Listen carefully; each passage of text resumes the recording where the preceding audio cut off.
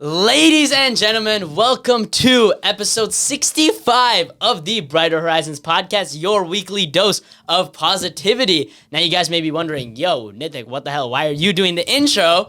Well, I got some news for you guys, as we mentioned on the last episode. Very special guest. Please welcome the one, the only, Rashawn Palmer to the Brighter Horizons podcast. Woo! I'm going to insert some cheering here for you, but yeah. Thank you. I'm very honored to be here, a part of the Brighter Horizons podcast. I've been watching for a while. This is long awaited. I mean, Very long awaited. How long have we talked about It's been, us getting together? October, right? Probably. So I mean, we're talking like 6 months here. Oh, Like, that's a long time. it's been a while. It has been a while. I'm very excited to be here. I'm glad that you guys have me on. And Yeah, let's all get right. into it. Rashawn, first off, you got to give the viewers a little bit of introduction, little rundown about yourself. Man, I was a part of the Ace SFU team that went to Toronto in January for nationals. You know, came in second place in the business law This category. guy beat me in my category. Sorry about that. I'll never forgive him for that. Sorry, I lost $50 for that. But sorry about that, buddy. yeah. No, just, second year student at SFU Beauty, having a good time, meeting some good people, and yeah, I love sports, I love hockey. Canucks aren't doing too well, but that's Oh okay. my God. That's okay. I don't know if I can handle another Canucks overtime game. Like, my heart palpitating. We are, I think, well, first off, they lost to the Blue Yeah, Jackets I know. 7-6 last night in overtime. That's so brutal. They are like 5-11 in overtime this season. So We gotta stop sending it to OT. It's not working out. It's not working out, but yeah. Yeah. Let's just move on. Yeah, from let's that. move on from Canucks sore topic. But what's funny enough, we talked about Ace, and like that's how we met. We're both in the logistics portfolio in Ace, and the reason we say this is long awaited is because this guy, absolute G, every morning for training, this guy would drive me, pick me up at like what time would we leave at? I would leave my house at 6. Yeah, so to pick me get up to your around, place at like, like 6:20. 6:20 about this guy picks me up 6:20 in the morning, and we drive to school, and man, whole car ride there, we'd make whole podcast episodes. This is my first time on Brighter Horizons. This is not mine and your first podcast together. Oh yeah, no, by all we means. definitely had a lot, and you have a lot of experiences that I do definitely want to dive into regarding that information. But it's like looking back, the fact that was 6 months ago to me is crazy. Like it feels like yesterday, just driving down the highway, talking about literally anything, just yapping the whole time. Look at you now. You have your license. I don't have to All drive right. you anymore. You finally got your. It only took Okay, bro. till like after All right. I stopped giving you rides, to the point like after raking in thousands of dollars worth of gas money. But Okay. You All right. you finally got. I'm so proud of you. So proud of you. Dude, the license is a sore topic for me, okay? That's been so... Oh, man. I was the punching bag because I didn't have a license for a You really still long are. time. It's just an N. Dude. It's just an N. I You can't still even are. have my Class 5 if I wanted to by now, okay? So technically, I'm still in the clear until my birthday. Okay. Then I'm out of the clear. Okay. But, sure. yeah, the one thing is, like, it's crazy to me that was that long ago. Like, it feels so vivid in my memory. And if you think about it, I guess, like, 6 months in the grand scheme of life isn't a long time. But in, like, the short term, that's a substantial period of time, I feel like for me especially, I have a very weird relationship with time, just in terms of, you look back at certain things and you're like, wow, that feels so long ago. Yeah. But then you think about something else that you haven't thought about in, since it happened, and you're like, that feels like yesterday because you haven't spent so much time, constantly thinking about that, or at least like coming back to it. So for me, like obviously, I've given you like we've been in the car ride in the mornings for like so many times, so it's something that we always think about. So I think that's why it feels like it feels quite a long time ago, just in general like that. But at the same time, if I look back to when me and you didn't really know each other that well, that doesn't feel like that long because we didn't think about it that much. Because we spent literally 6 months of almost every day at least talking to each other. So it's like it's very strange, I think, in terms of how everything kind of works out. Like something can happen at two events can happen at the exact same time, but your own perspective of how long it feels since then between those two can be different. That's so real because, like, I remember first year or, like, first semester of, like, SFU, I genuinely cannot remember anything from, like, my first week, which is not that long ago. But flashback 5 years, and I can remember possibly one of the greatest memories of my life was me and my dad had gone to the dentist. Okay, he like took me to the dentist. I just got a checkup. Okay, this is a really random, like crazy memory. But and this this is my favorite memory with my father, okay? We go to the dentist. I get my teeth checked, whatever, get the cleaning. And then after, we drive around for a bit, and we go to McDonald's, and we both get Big Macs. We both just sit there and eat the Big Macs, and we both hate it. That is my favorite memory with my dad. It's so simple, it's so stupid, and yet that is the memory.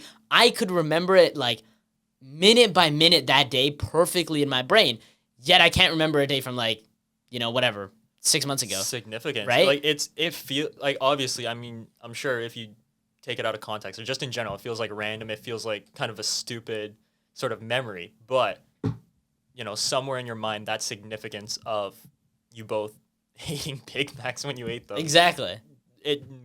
It's just something that sticks out, right? And then that's what helps you remember it better. And that's the thing that I feel like a lot of people get lost in is you remember what you focus on. And a lot of the times people that are constantly looking at their past like, God, this is awful. My life is awful. I'm victim of my past. It's because you're so focused on those negative things that have happened. Those are the things that you spent so much time, ruminating on and coming back to. And you kept saying, I'm the way I am because of that past. But if you just let go of that and let it be the past, I think that life would have been a lot easier, I think we'll definitely touch on the topic of letting go. Yeah. At some point. I think because we have an interesting. You know what? We're going straight into some heavy hitting material. Okay. Because you told me something, and I said this on the podcast, but I don't know if I ever said it was from you. Because I want to give you credit where credit is due for hitting me with such a banger quote. And it was that one car ride where we were talking about accepting things, accepting the bad things that happen to us. And you told me sometimes when we're not ready to accept something, we can acknowledge it instead. And I want you to, explain your perspective on that. Well, first off, I was very happy when you brought it up because I was like, oh, something I said made it onto the Brighter Horizons podcast. And then that was immediately followed by you telling your brother, that doesn't make sense to me. Yeah, okay. That doesn't work. That's why I'm asking you for your perspective, and we're going to have a healthy debate about this. I don't think there's anything to debate about personally.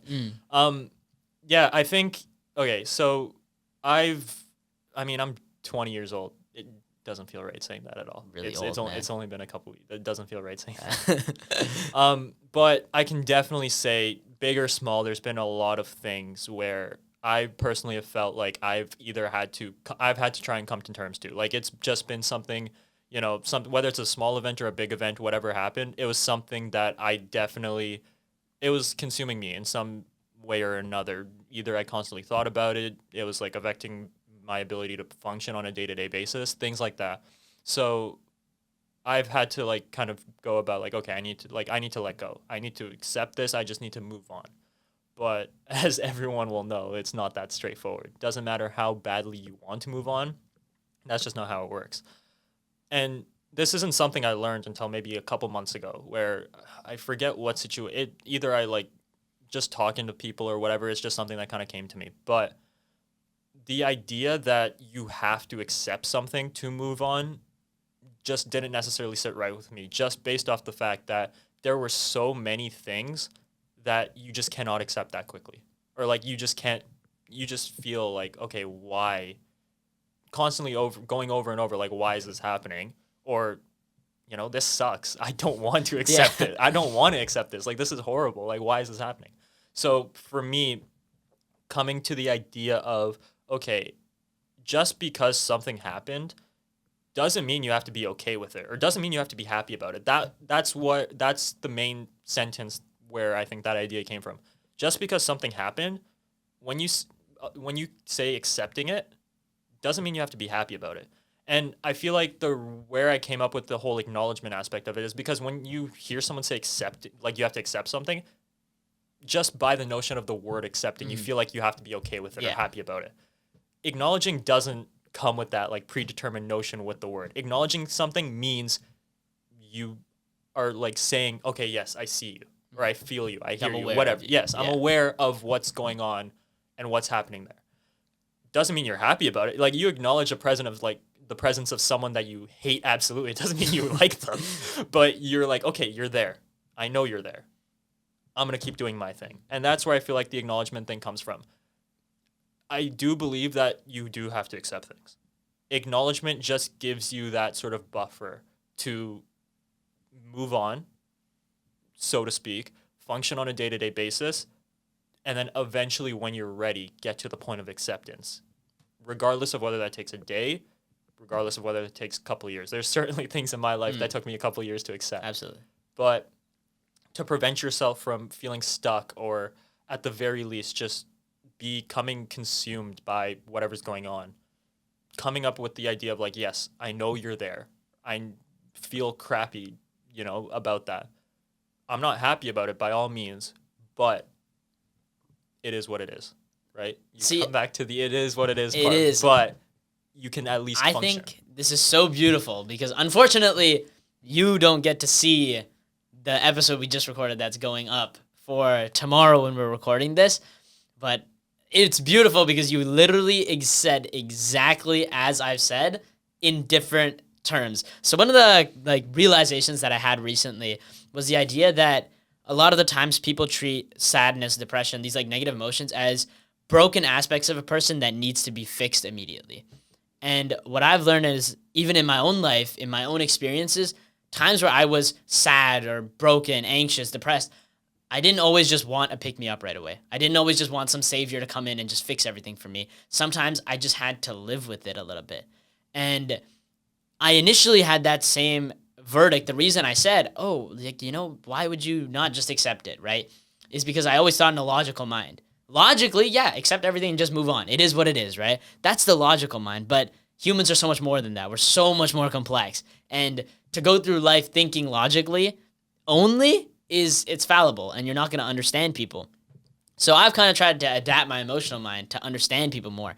And I literally hit directly at what you were talking about, which to me is very poetic. And it's funny enough that I talked about it on the last episode specifically without even thinking about you.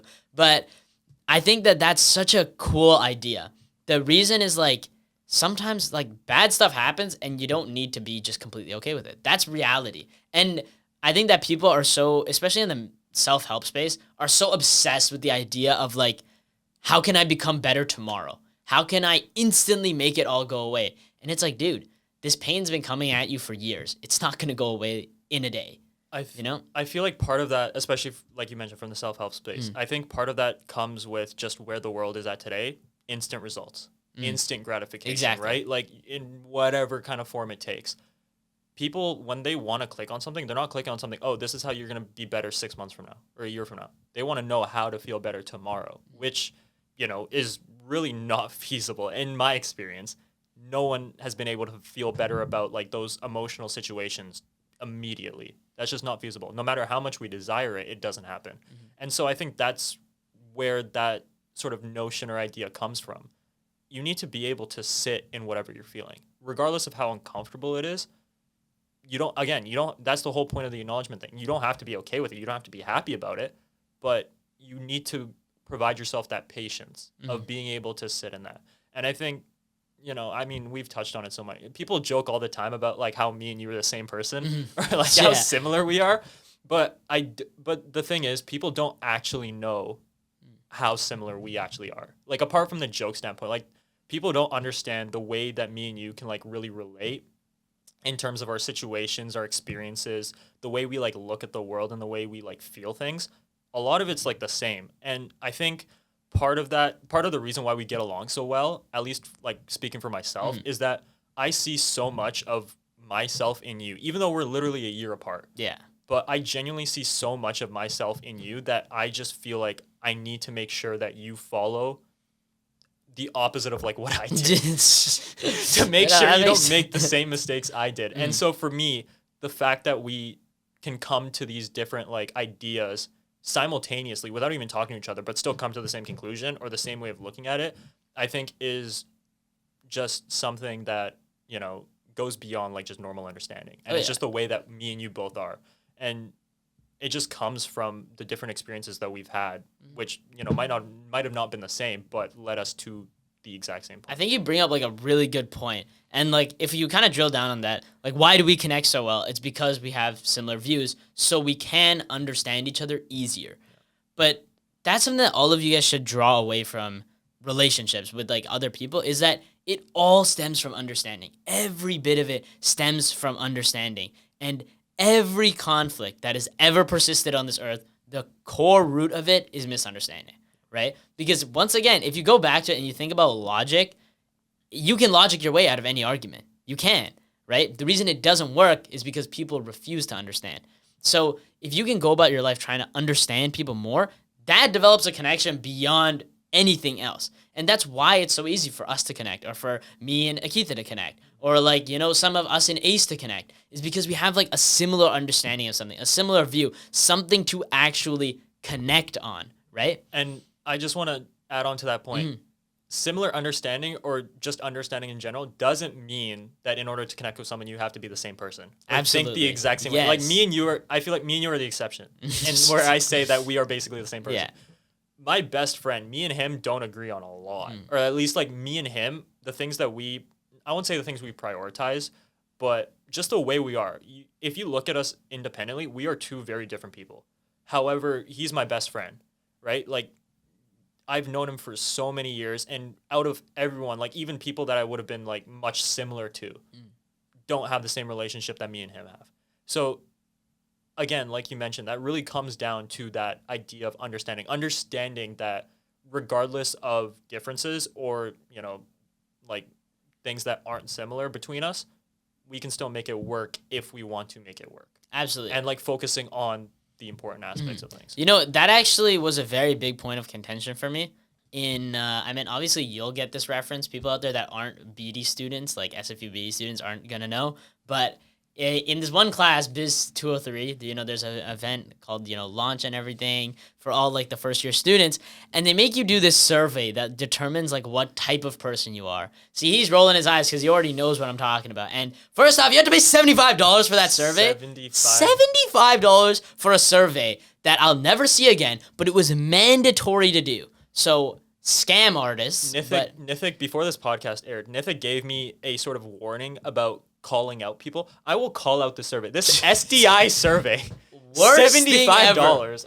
I genuinely crazy crash out in the car coming back from that event, knowing that I had just spent $75 on a stack of papers that to me was worthless. And let me explain that, because to a degree, the whole premise of it is, determine like what type of person you are so you know who to work with. And I agree to a certain extent. Yes, you should work with people you have good chemistry with. But the whole point of the survey was basically saying, work with the people that had the same values as you. And I was like, first off, when in the world are you ever going to experience only people with the same values as you? Never in a real world situation are you going to only work with people that are similar to you. And then more specifically, it had all these kids thinking, like, I say kids, like, 18-year-olds. They're kids. They're kids. We'll consider them kids. We're all okay. Kids. You're not a kid. You're Unc, but, like, I'm a kid, okay? So, had all these kids thinking, like, okay, I'm going to work with the people that are just in my thing.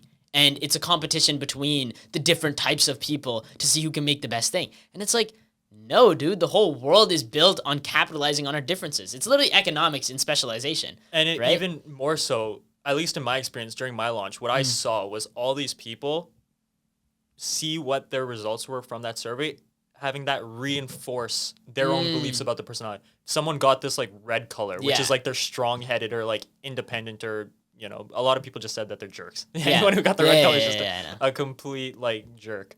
But I saw people be like, oh yeah, that makes sense. Like, I look at myself that way. And that just sort of like reinforces the self-awareness is one thing. But like having these external things kind of like, especially like we mentioned, like these impressionable 18-year-olds kind of hammer home the same point of like, this is who I am, and then make them believe that for even a longer period of time. It just takes away from the ability to change. Absolutely, or like grow, right? Just from experience. People talk about growing in high school. You grow in university a lot. So much. Exponentially. And so having this kind of thing that just sort of reinforces, what your own self-consciousness about your own personality and who you are, especially if it's like something you're insecure about, like your different personality type, that just hammers home that point, and it's just going to prevent or put more doubts in your mind on your ability to change. I don't want to talk about SDI anymore. Oh, yeah, no. The one thing I did want to say that, like, I really do like that you touched on that is people can change. And this is something you guys go back and watch the first few episodes of the podcast. If you watch it in chronological order from episode 1 to 64, you're going to see that, like, dude, this guy has said some contradictory stuff. I've said things on the first episode or the second episode that I completely contradict with something else because it shows that I change. And I even literally last episode or even now, I talked about how my views have changed. And another thing is I talk a lot about how, I'm finding myself. I'm discovering what kind of a person I am. I know who I am. But that person changes. That person grows. And if you're so fixed in your mindset, you just don't give yourself the opportunity to enjoy so many things in life because you're saying, I have to enjoy this thing because that's who I am. And that's why it has to be internal. Who you are is internal. If you go around asking people, who am I to you? Who am I to you? If you had to define me in one word, what would it be? I'm willing to bet 90% of people are going to give you different answers. And then how do you compile that? How do you change that? Do you say some people have better views of me? Some people have worse views of me? No, it's that it's all internal. It's up to you. That's the beauty of it is you get to decide who you are, who you want to be. And a good point, something that I feel like kind of sums that up is a really good analogy from Atomic Habits by James Clear, is that when he kind of talks about what your actions are, what your habits are, each action you take, think of it as a vote for who you are or for yourself.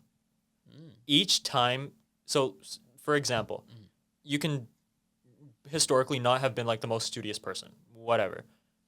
If you spend 1 hour in a day, like studying, reviewing, working on assignment, whatever, think of that as like one vote towards you becoming a studious individual. If you work out for like 3 days in a week, where previously you wouldn't have, that's 3 votes for you becoming, someone who goes to the gym or someone who's like athletic, like things like that. I feel like that really kind of goes well with your point of like, no, absolutely. Each, in terms of like change and growth, it's like you can look at the external factors or you can look at yourself and be like, the reason why I think I'm like, I'm bad at directions is because the amount of votes I've had up until now, or the amount of instances I've had where I haven't been that good at directions is more than like me actually like knowing where I'm going. Oh, absolutely. Knowing where you're navigating. That's really cool. I didn't remember that from Atomic Habits. Yeah, but maybe you just didn't read it. Maybe well I need enough. to reread it. Maybe you just didn't. Dude, it was like 2 years ago. All right, man. I gotta come back to it. But basically what I'm getting at is that idea that you do control who you are. I mean, it's as cliche and as it sounds, but everything you do is a vote for who you want to be. It's like, in very simple terms, is what that idea is. And I think that was something that really made it clear for me of, how to improve as a person, like the things that I want to become or the person I want to become. How do I go about that? And I think at least taking those small steps of like, just today doing a little bit of this, what would, like a smarter version of me do, or what would a more athletic version of me do in this situation, and then deciding things off of that. Do you think that in your life, that's where you draw inspiration from believing in like your future self? Kind of like, have you watched Matthew McConaughey's like famous Oscar speech, or right? Like that's a speech I live by. Do you think that that's something that you really embody? Yes, I think that Matthew, I have that speech memorized in my head. Like, I cannot tell you how many times I watched the speech because it just spoke to me. Like, I try my hardest to like live by those 3 specific things ever since the first time I heard it, right? Something to look up to, something to look forward to, and someone to chase. Those are the 3 things he said. Remembers it. Bar for bar is crazy. And for the longest time, ever since like I can even remember the things that I think in my head, I have always believed what I'm capable of and like what I genuinely can achieve or do in whatever space it may be. And so for me to think of my future self or like the best version of myself, that is who I constantly compare myself to on any given day. Obviously, I'm guilty of comparing myself to everybody else, right? So is so many people. But I think my harshest own criticism is, this is what 20-year-old Rashawn could be, and this is where I am right now. In the past, I would have been much more harder on myself in terms of like, why is the gap so big? Or why have I not achieved what I know I can achieve, or I think I should have achieved?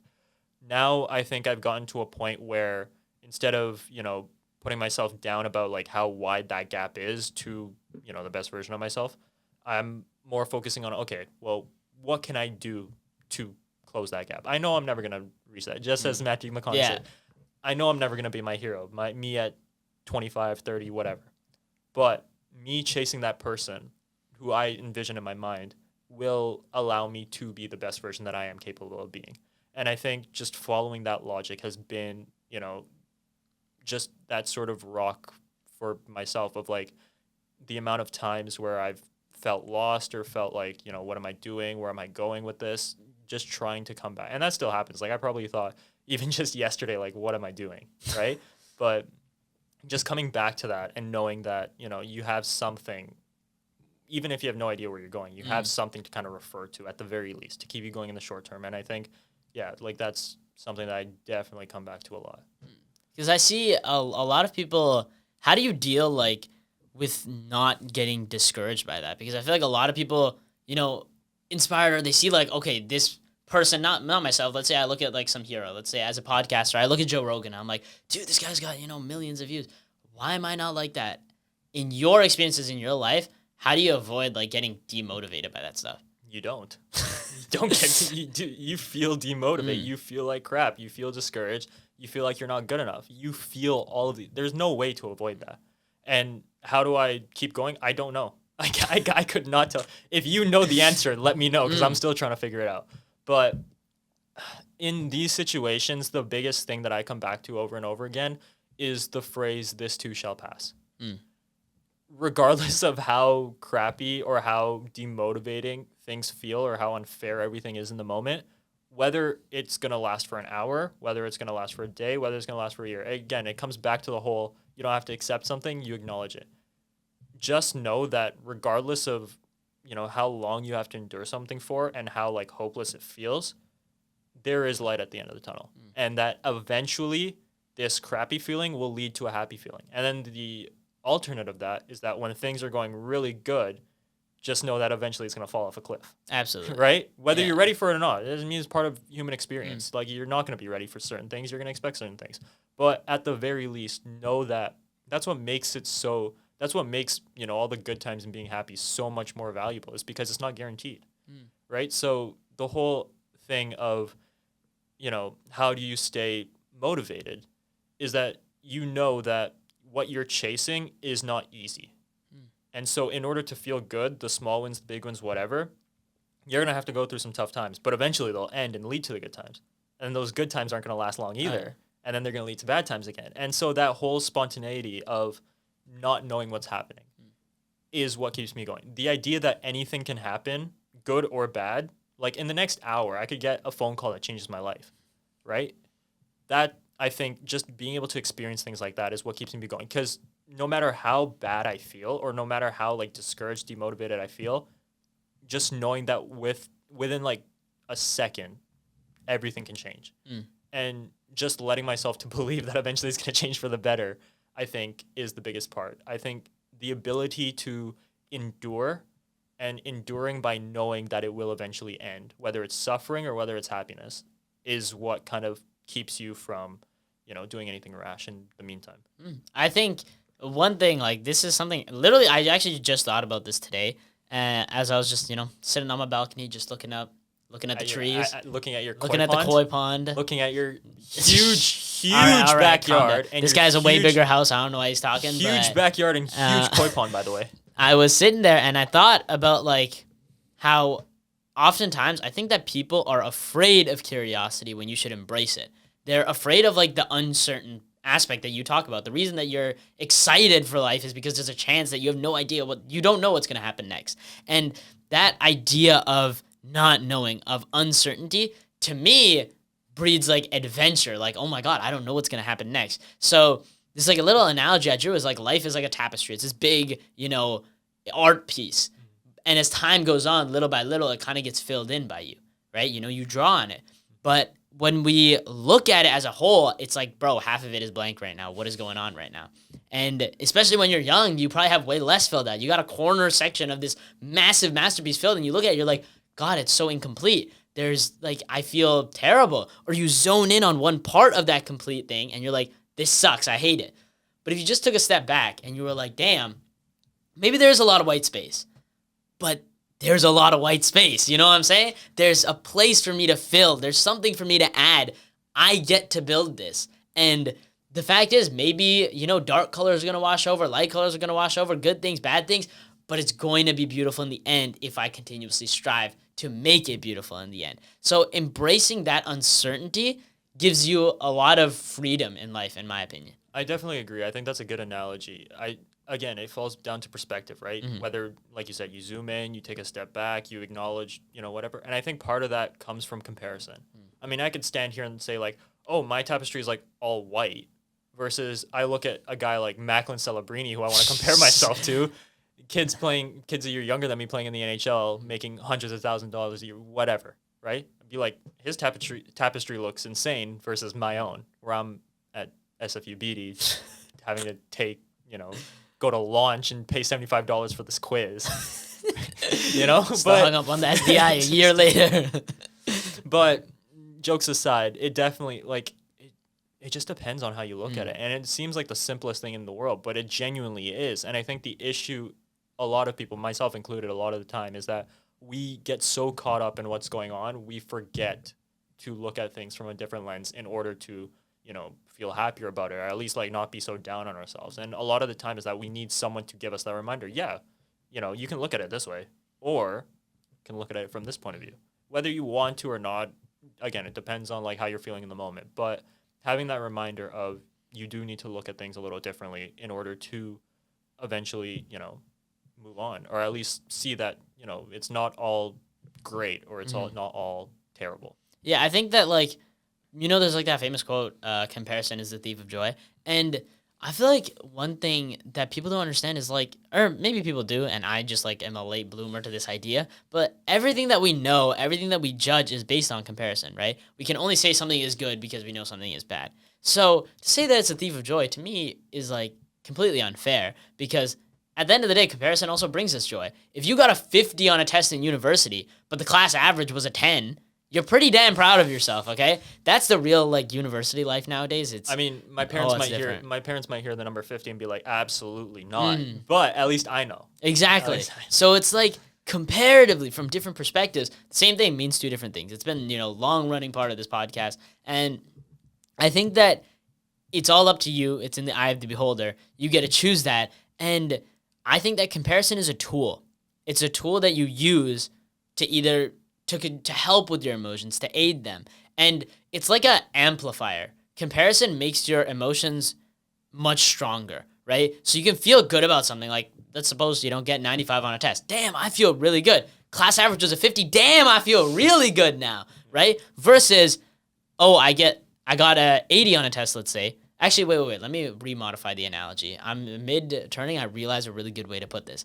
Suppose I get an 80 on a test, but the class average is a 50. I'm like, damn, that's pretty good. I'm happy about that. Versus same test, I get an 80, class average is a 90. Now I feel really bad about that, right? So even though on the mark, I might feel okay, it's whatever. It's okay. I'm neutral. It's a whatever mark. Comparatively, I'm like, damn, that's really good versus damn, that's really bad. So the idea is that it's not the actual event that causes your emotions, but rather the comparison at which you draw it to in that given moment.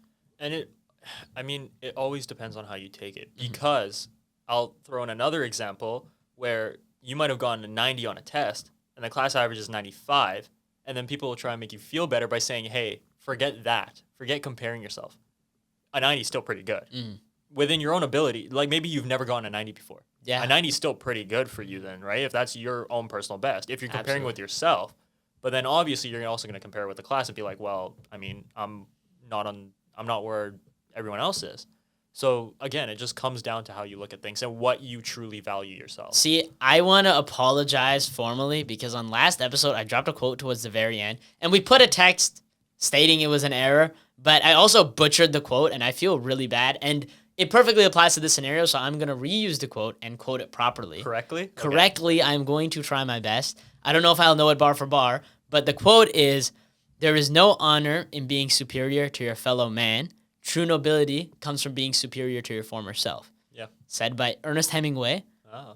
You remember the name. Yeah. I'm impressed. I felt really bad because I had just watched Midnight. Have you watched Midnight in Paris? I have not. If you I have guys a list. listen, for the OGs out there that remember my first guest episode with Abby, sorry, Mike, you will know that he mentioned that movie on that episode, and he told me to watch it. And it took me about a year to get to it, and I finally got to it, and I actually watched the movie. Great movie, by the way. And he said the quote, and then I remembered it, but then I went into the episode, and I misquoted it, and I felt really bad, so had to put it out there. But Ernest Hemingway, pretty smart guy. I've heard that quote in the past. I can say with some confidence that I think you nailed that.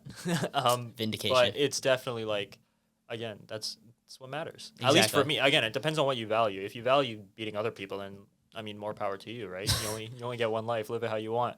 But for me personally, like coming to the realization that at least I try not to care. It's hard. You're never gonna reach zero, but I try not to care as much about what other people do, but instead, try and control what I can control. Kind of tie that whole thing into the idea of stoicism. Like, you can't change what's gonna happen, or you can't control what's gonna happen. All you can do is control how you react to it. Absolutely. And so, yeah, just focusing on what you have power over instead of trying to gain power over things that are much difficult to control. That's a really good point. You save a lot of your energy. You feel a lot better, and just in terms of just genuine life, you'll feel happier. I think stoicism to me is such a interesting pathway because when I first got into like the self-help space, I was really diving into stoicism because I'm like, oh, this is brilliant. Why doesn't everybody just do stoicism, right? Just like you'll be happy all the time. And then like I realized that there are some like drawbacks with stoicism that It's not people realistic. Exactly. First off, perfect stoicism is impossible, and the modern adaptation of stoicism is undesirable. And by that I mean modern day, a lot of, especially, there's in nower times, or nower is definitely not a word. In recent times, it's definitely become destigmatized, but the idea behind like, especially with men expressing their emotions, right? It's very, frowned upon for a really long time. And I feel like stoicism just took that and just amped it to 11 and was like, hey, your emotions, they happen, whatever, no matter what, don't like react to them. And to me, from a logical standpoint, that's great. Yeah, just, okay, bury it away. But from an emotional standpoint, you understand it's not that simple. It's not that simple as just accepting things right when they hit you. And I see a lot of people trying to chase stoicism and be like, oh, okay, let me just be happy. I'll be happy like that. And that's just not realistic. You're acting as if you're going to be able to do that, but you aren't. And like that's just reality because we're humans. We're complex. We're not that simple. Even if you look at the greatest Stoics of all time, they definitely had moments in which they disregarded it, where they let it go for a second to be human again. So a lot of people are chasing this notion, believing it's going to just fix their entire life. But it's unreasonable. And understanding that these negative emotions are part of life. You have to live with them. You have to acknowledge them. You can't just accept it and throw it out the window. They're things that stay with you sometimes, and you have to learn to live with that. Absolutely. Yeah, like I've read a lot of books on stoicism. I watched a lot of videos on stoicism. I mean, I've read Meditations by Marcus Aurelius, and I've the compilation of like all his books and works. It's in an ideal world, stoicism works in an ideal world, but we don't live in an ideal world. And especially, I mean, not to point out any specific group or whatever, but through our experience, men especially are not meant to, so to speak on their emotions, or at least express their emotions to a certain extent, right? Specifically negative emotions. And yeah, coming from that is a lot of burying their emotions, a lot of, eventually, as people nowadays say, crash out, or just in general, just not being able to handle it anymore, I think. And that leads to, a few sort of actions or results, none of them which are positive. And it's just, time and time again, there's so much evidence that it's just not a healthy thing, and it's not a good thing to happen. I mean, speaking for myself, I mean, I've struggled with mental health. I still do. It's something that, I probably haven't been as open with people I'm close to about, but definitely more so recently than in the past. And it's just something that I care about so much because of how it's affected me, and I know how it's affecting other people. And which is why when we first started talking, you told me you had a podcast focused on self-help and mental health and all these kind of things. I think the main thing I told you is like, I was like taken aback for a second. For first, I just didn't expect it. Like, you never expect anyone to Yeah, just kind of. that's so true. But for me, I was just so in admiration of, you know, the idea because of how much I care about it myself. And so for me, knowing that you guys are doing this platform and pushing it forward, I'll always be like supporting these kind of things. Another thing I want to shout out is the Hockey Talks nights that the Vancouver Canucks do. Oh, yeah. The fact that, you know, I can take pride in that my favorite NHL team started this and now it's like almost league wide is something that, you know, it fills me with a sense of pride, right? That these conversations are happening, these organizations are being supported, and things are somewhat changing in terms of people's ability to speak out on how they're feeling and accepting the fact that you don't have to just be silent about it. You don't have to feel that you're alone in it and that you don't have to feel that you cannot enjoy life. And I think this is like what's so beautiful about it to me is if any of you guys like are really into Stoicism or really want to learn about it, a book I recommend is As a Man Thinketh by James Clear. No. James Clear made Atomic I know Habits. he Did made make the Atomic other Habits. one? I don't know. Or James Allen, something like that. I really don't. I'll toss it up here, but like, really good book, and it's definitely been up here before, and I've definitely talked about it a lot. But the main principle behind it is that everything is consequent of the mind.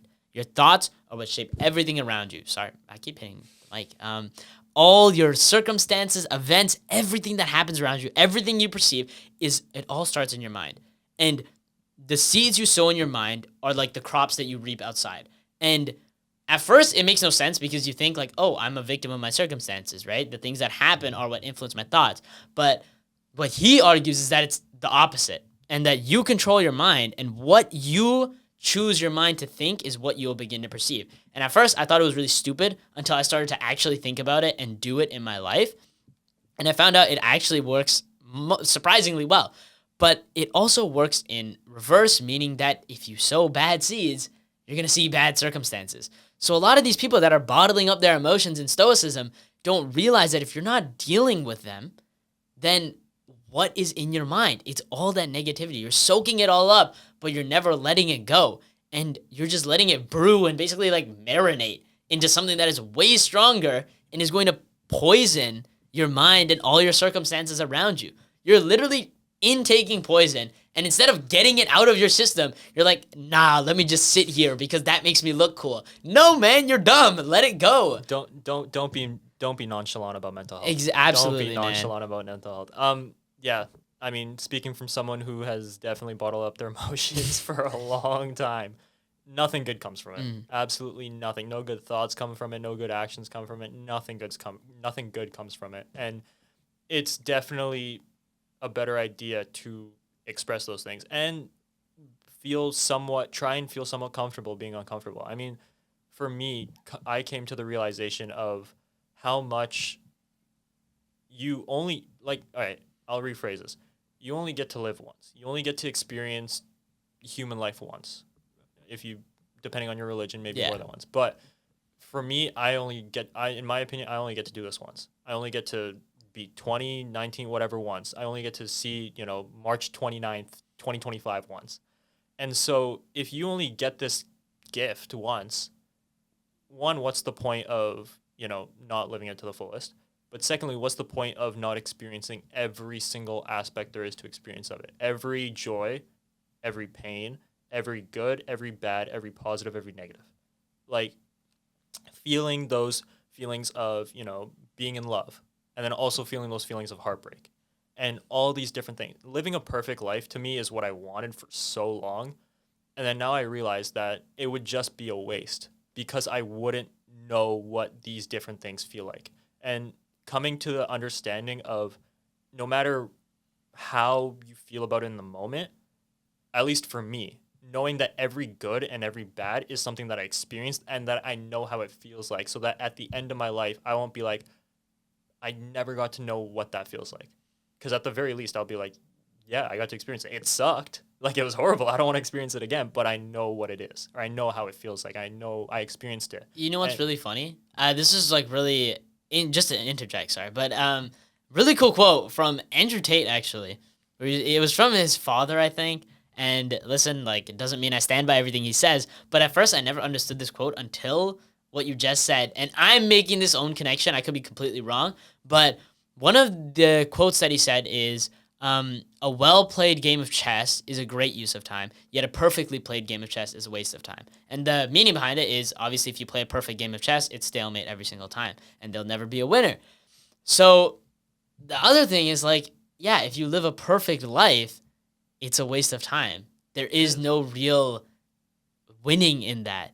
There is no real success in living a perfect life. It goes back to what we mentioned earlier about, why would you never want to experience the lows? Or part of the reason why we love the highs so much, or why the highs are so valuable, is because we went through the lows and the struggles in order to get there. That's what makes it more meaningful. That's what makes it worth, enduring for. Absolutely. Part of that comes with the whole aspect of life, just in general. What's the point of a perfect life if you're never going to actually struggle for anything, or if you're never going to experience anything else? If you only get to do this once, why would you never see all of it? Or why would you never want to feel all of it? If you spend money, or, forget the money example, but if you, go to a place, say you go to Disneyland, you're telling me you're going to waste your time at Disneyland just going to, one ride that you just really like and just feel comfortable with that whole thing? No, whether a ride's good or not, you're going to try and see everything you can in the time you have. Why is life any different? You only have a certain amount of time here. Why not try and experience everything? Was I saying this after, me and my ex broke up? Absolutely not. Absolutely not. Why is this happening? I didn't want to go. But looking back, I got to experience the good and I got to experience the bad. And I'm grateful for that, because not only am I a better person, in my opinion, because of it, but because I got to see what life had to offer. And, further down the line, I am obviously, like I said, in the moment, you're not going to understand it or feel that way. But so far, up until this point, over, the past 20 years of my life, there has not been something that I haven't at least felt, okay, I wish things didn't go that way, but if I went back, I wouldn't change anything. And I genuinely mean that. That is, first off, such a healthy mindset to have. And it's really cool because I've learned to look at my life that way. And I think about, the worst points in my life. And I'm like, if I were to go back, would I actually change things? And it's like, no, because those made me who I am. And, kind of drawing back to another analogy is, if you're watching a movie and a sad part comes on and you start crying, you don't just turn off the movie and just say, oh, well, no point anymore. Unless that movie is La La Land. Yeah. Maybe Unless that movie is...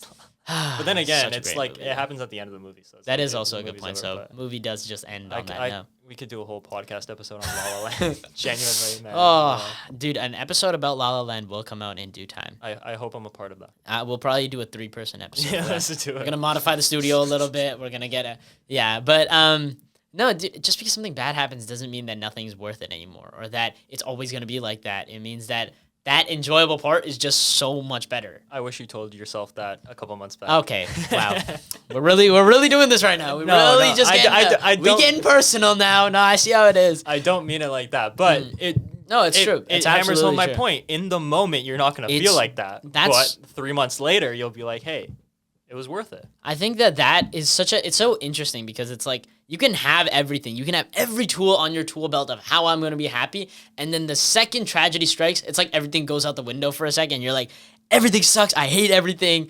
I'm a valid crashed out right now, throwing it all out the window. And then whether it be a week, a month, 2 months, a year even, down the line, you'll be like, bro, I really didn't need to do all that. But the beauty of it is that you get that chance to reflect and realize. And reflection is literally one of the most important things, I think, in self-help, mental health, any of these aspects of being a better person. It really stems down to how are you going to view yourself, and how do you choose to view the goals and the people you want to pursue with every single day. And that's so core in my life. And even you touched on it with how you reflect on, oh, where could I be? Where is 20-year-old Rashawn, in this alternate universe where he's done all these things. That reflection is really beautiful, and I think it's a super effective tool that more people need to implement in their lives. Absolutely, I fully agree. However, I will take it one step further. Reflection without the perspective or the awareness is nothing. You can reflect on something where you were clearly in the wrong and still believe you were in the right.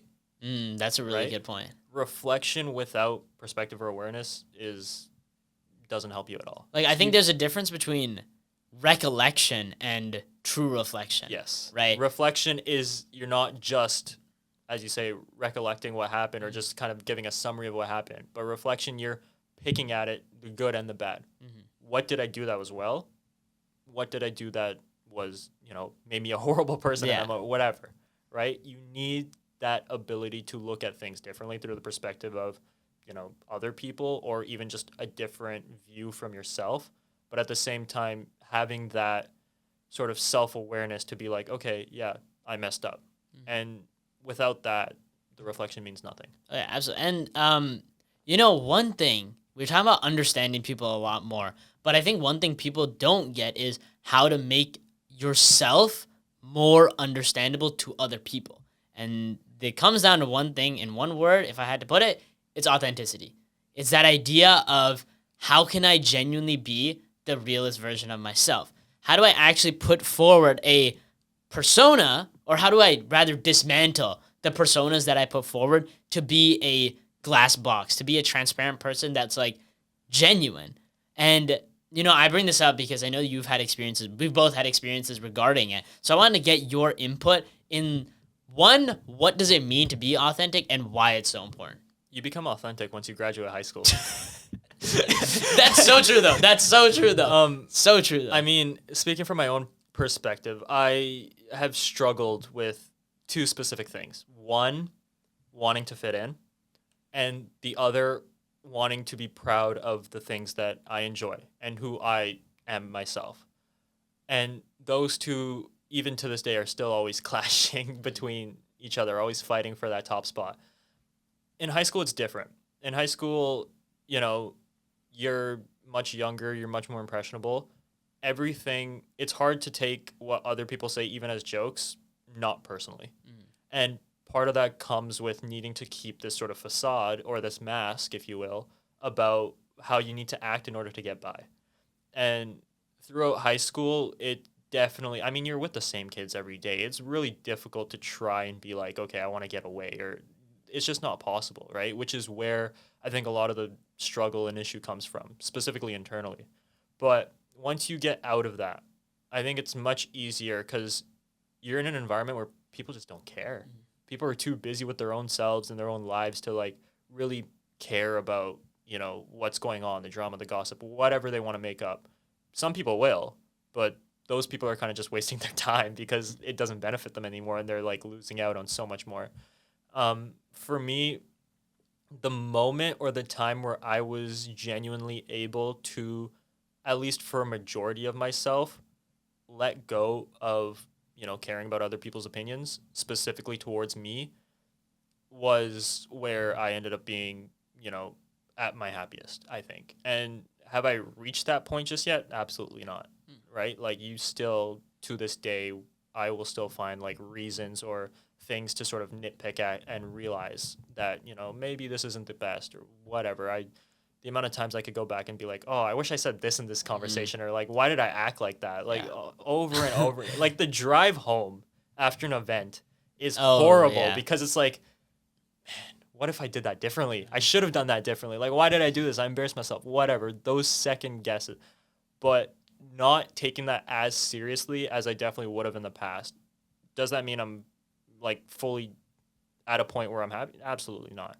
But slowly making progress, slowly working to at least be comfortable in your authentic self and being like, okay, well, at the very least, this is who I am. And I mean, many people can say, will agree, you included, that I love to talk. I cannot keep my mouth shut for the life of me. However, at the same time, I think the perspective I've kind of gone with is that I don't think I'm an open book myself. I try to keep certain things close to the vest about like who I am and just in general. Like, there's certain things that I don't feel like I need to air out, or that people don't really need to like know too much or whatever. I don't think that many people actually know who I actually am, or like everything about what my interests are or who I'm like, whatever, except for like a very select few, you included.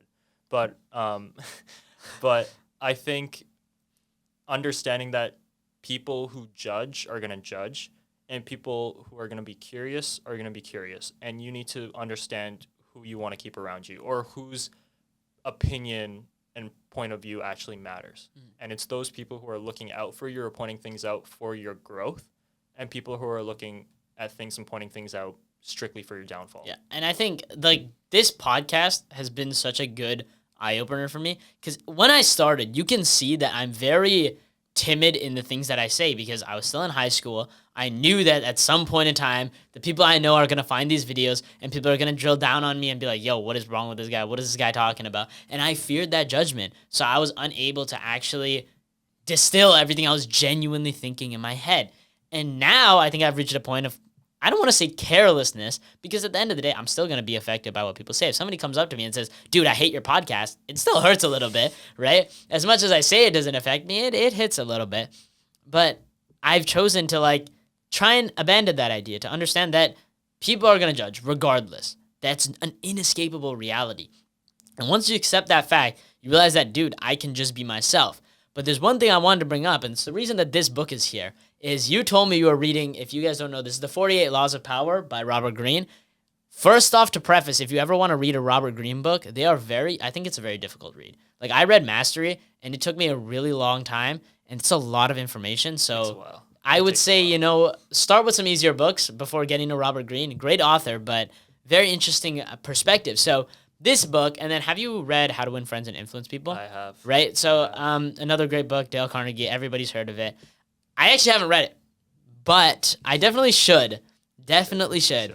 The one thing I kind of get at is a lot of the times I see people get very, very wrapped up in these books, in reading a lot about, these different like techniques and ideas to being like a likable person.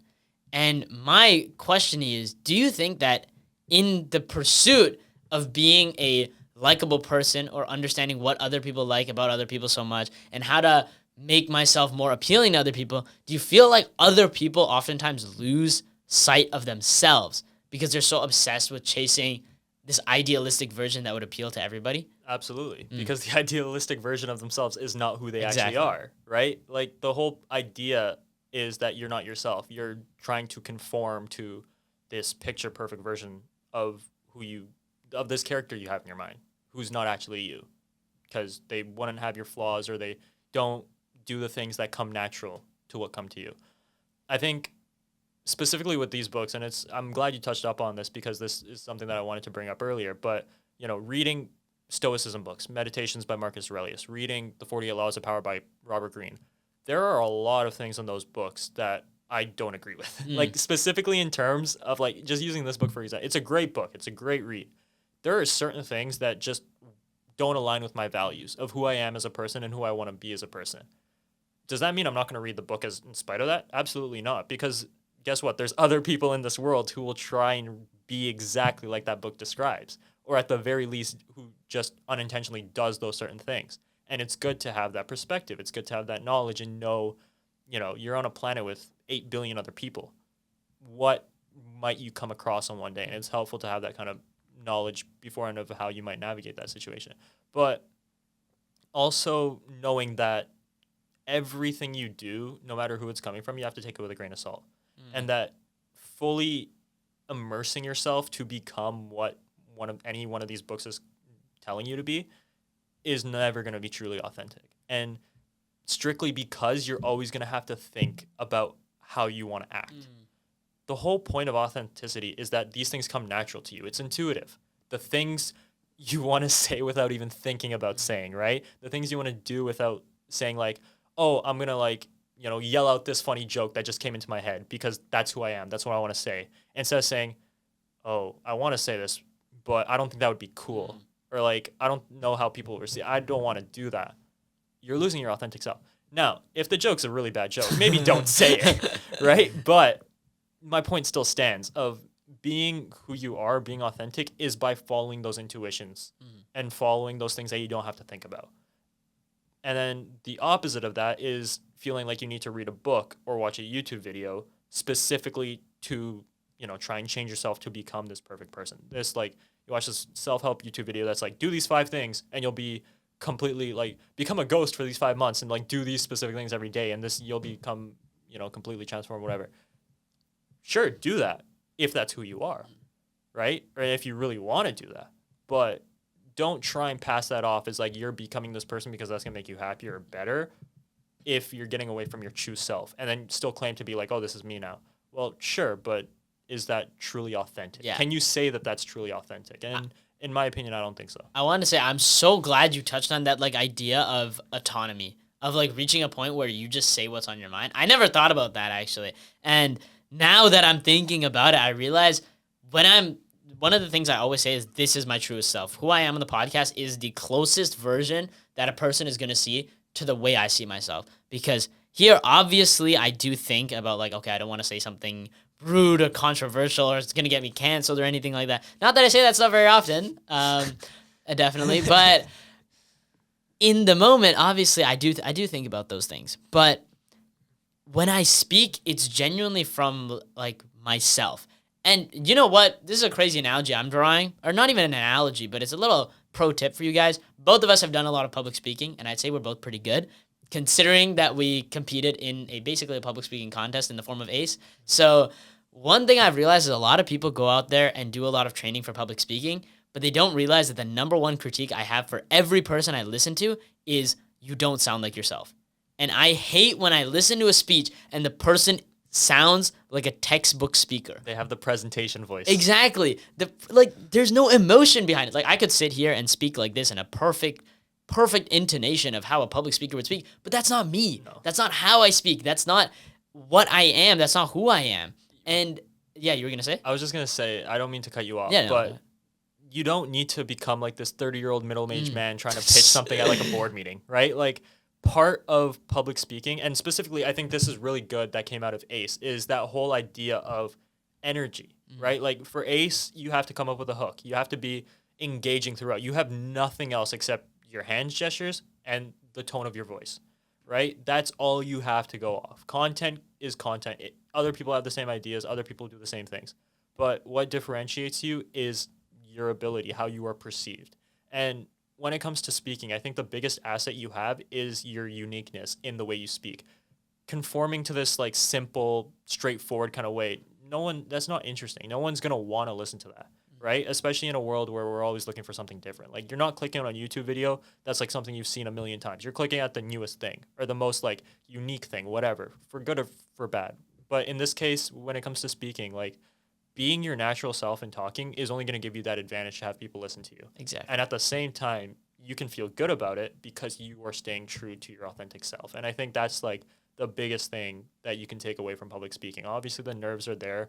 And I think part of the whole changing your voice or the way you speak comes with wanting to be comfortable for the sake that if you are your true self, you might not be accepted. And therefore, that kind of insecurity creeps in.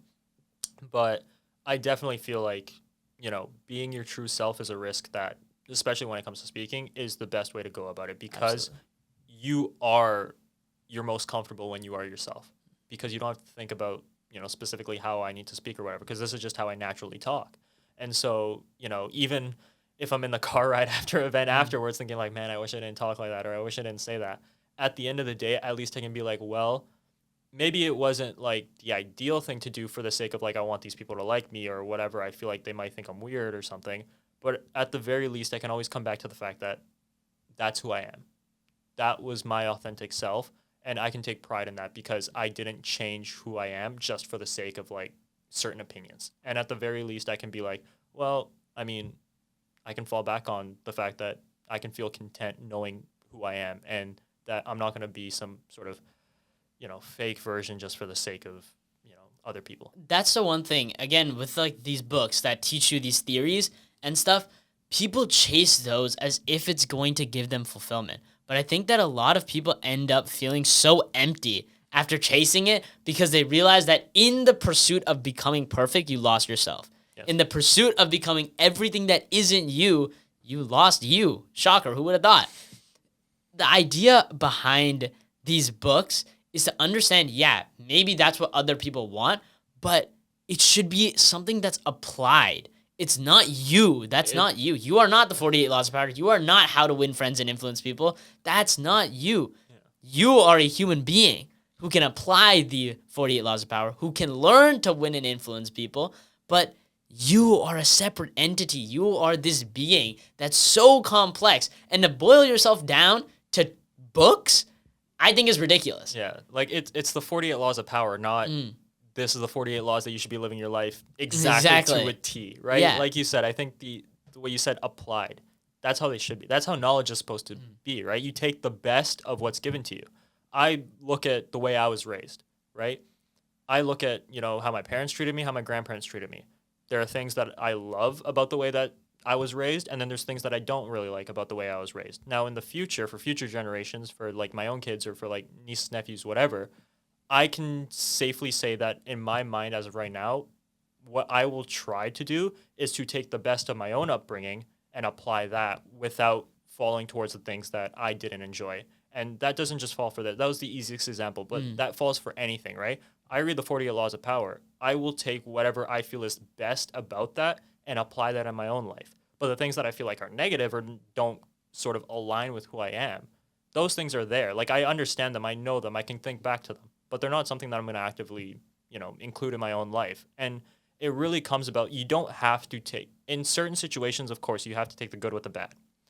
But when it comes to these kind of things, and specifically the knowledge that you're taking, you don't have to apply the bad in order to apply the good. You can take the good from the books and from all these different sort of media outlets and sort of forms of information without needing to apply the negative aspects of it if you feel that's negative. And I think that's a big thing that, kind of comes with that. You feel like you need to immerse yourself fully. You don't have to. You can take what works without taking the rest of it.